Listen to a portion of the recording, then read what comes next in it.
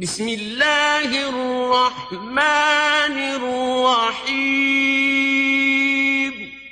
اللہ کے نام سے شروع جو نہایت مہربان رحم والا۔ تذکرۃ الاولیاء میں ہے، ایک شخص حضرت سیدنا ابراہیم بن ادہم رحمۃ اللہ علیہ کی خدمت میں حاضر ہوا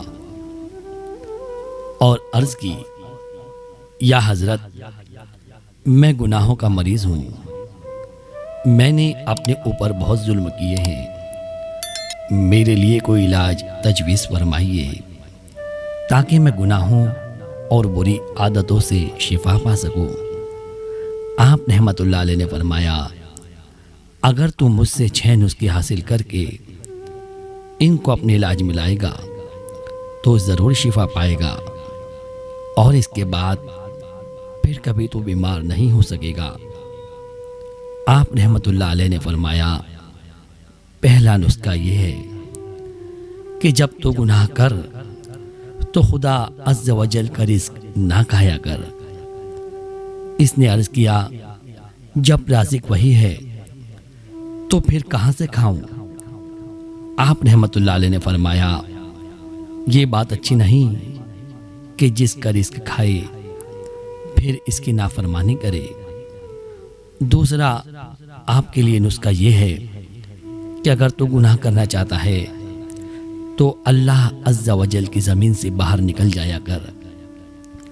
اس شخص نے عرض کی کہ مشرق، مغرب، شمال، جنوب سب کا مالک اللہ ہے، آخر میں کہاں جا سکتا ہوں؟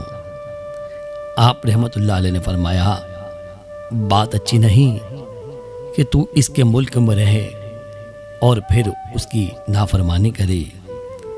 تیسرا نسخہ آپ نے اس کے لیے یہ تجویز فرمایا کہ جب تو گناہ کرنا چاہے تو ایسی جگہ جا جہاں تجھ کو خدا نہ دیکھ سکے۔ اس شخص نے جواب دیا، کہا کہ اللہ تعالیٰ تو ہر جگہ حاضر و ناظر ہے، وہ تو دل کی پوشیدہ باتوں کو بھی جانتا ہے۔ آپ رحمۃ اللہ علیہ نے فرمایا، یہ بات اچھی نہیں کہ تو اس کو حاضر و ناظر بھی جانے اور پھر بے دھڑک ہو کر گناہ بھی کرے۔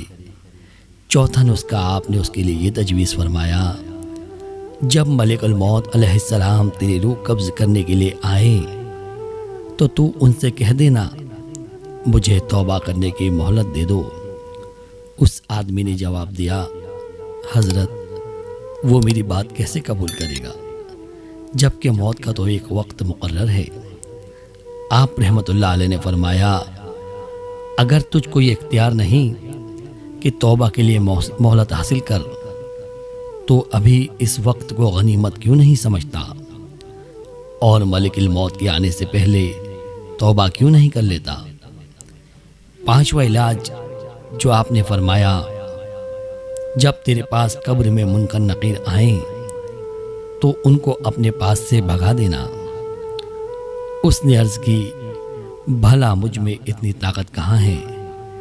آپ رحمۃ اللہ علیہ نے فرمایا، اگر تیرے پاس یہ طاقت نہیں تو ان سوالات کے جوابات دینے کے لیے ابھی سے ان کی تیاری کیوں نہیں کر لیتا؟